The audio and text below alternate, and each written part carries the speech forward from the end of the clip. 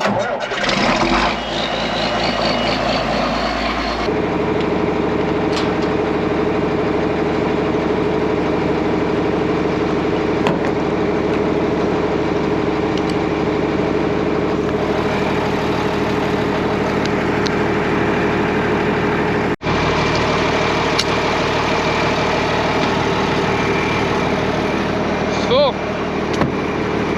Getting our foam marker filled up back here. 25-gallon tank. We upgraded this a couple videos ago. Use this. We drop foam on our last row on either side, depending on which side we're drilling on. That gives us a visual marker of where to drive for the next row. That tells us, you know, how far over to get over and everything like that, just so we don't miss anything. I have the GPS and the sprayer. I could move over here, but it's easier just to keep this foam on here and you keep it running and swapping back and forth between the sprayer and stuff all the time. Hey guys, we're running. Y'all can see the foam blobs coming up. That's where our foam markers are letting us out. I run my right tire to the left side of that, probably between 6 inches and a foot. That gets us really close.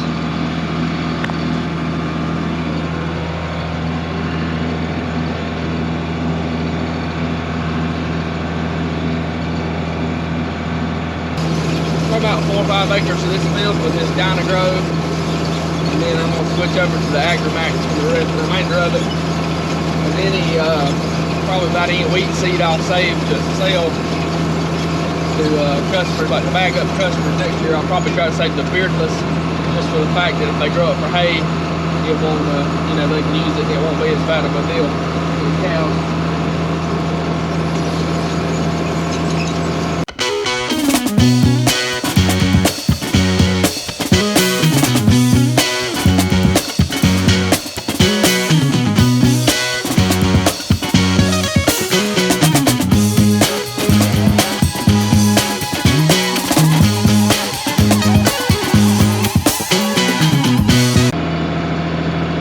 Past year, the wheat harvest, and I'll try to put a link up here in the top right corner.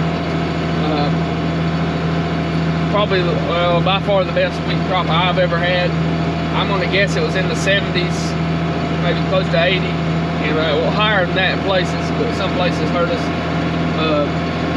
By far the best wheat crop I've ever had. Now this crop that I'm planting now, this will be my 4th crop. So, I mean, it's not like I've been farming for years and years and years. You know, this is my first wheat crop. Like I said, this will be my 4th wheat crop, but I was very happy with it last year, so I'm hoping we can at least mimic those results, if not make it a little better. I'd love to get up to about 100 bushel. I'd love to be able to say I've had 100 bushel wheat. So, we'll see. I think we've got the varieties to be able to do it. I've got the chicken litter down, so that ought to help fertilize our ground. I'll go over the top of this with 2 to 3 passes of nitrogen, along with our different herbicides and insecticides, and probably even a fungicide. So we'll be making probably between 3 and 5 passes over the top of this with a sprayer. At least parts of it to try out, see which does better. And we'll be taking some tissue samples of the wheat crop this year, where we did not do that in the past. I'm gonna try to be a little more, what kind of word am I looking for? A little more invested in this crop. Not as much necessarily in money invested in it, but time and research in it. Try to get it as good as I possibly can, and want to get the best crop I can. Alright, I'm back. It always takes me a lot longer to get anything done than I was hoping.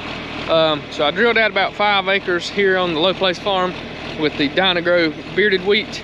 The rest of this acreage that I'm actually going to have in wheat for an actual grain, I want to put it in our AgriMax beardless variety. That way I'll have some that if anybody wanted to buy wheat from it next year, like to grow hay on, that way they'd have that. You're not really, I've heard mixed opinions on whether to feed bearded wheat to cows for hay. So anyway, I'm gonna make some beardless. So what little bit's left here in the drill, a few bushels left. I'm gonna take and mix it with some cereal rye over here. And then we're gonna drill it in the front field that'll be corn next year to act as a cover crop. So I haven't ever done a cover crop before. I was hoping to get to experiment more with it this year, but it stayed so dry on us that I was afraid to plant it wouldn't do no good. So I'm gonna plant what little bit we can, and then next year we'll try to hit it. What a beautiful afternoon, you guys. Putting some cover crops in the ground.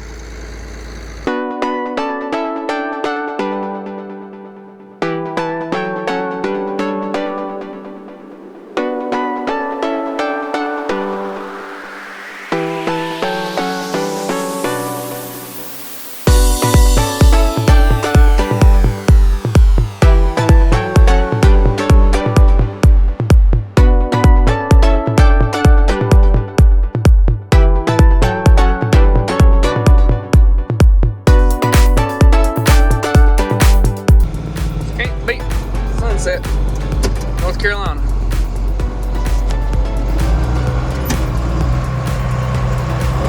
Lined up on my line over here. My foam marker got where I ain't putting out a whole lot. I just turned it up a little bit and I cleaned the filter out. It was getting a little chunky. That's how I'm guiding, especially at night. I gotta have it at night. During the day I can see pretty well, but at nighttime, ooh, it gets hard to see. Just letting her eat.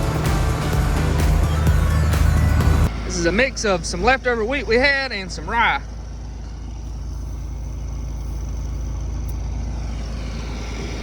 It's starting to get real cold out here. It's gonna get well below freezing. It's gonna get into the teens tonight, so I'm gonna try to drill as long as I can. My foam marker will probably start freezing up back here. Ain't doing the best now, so I'm gonna speed it up a little bit. Thanks for watching. If you enjoyed content like this, please leave us a comment, like, and subscribe for more. God bless and have a great day.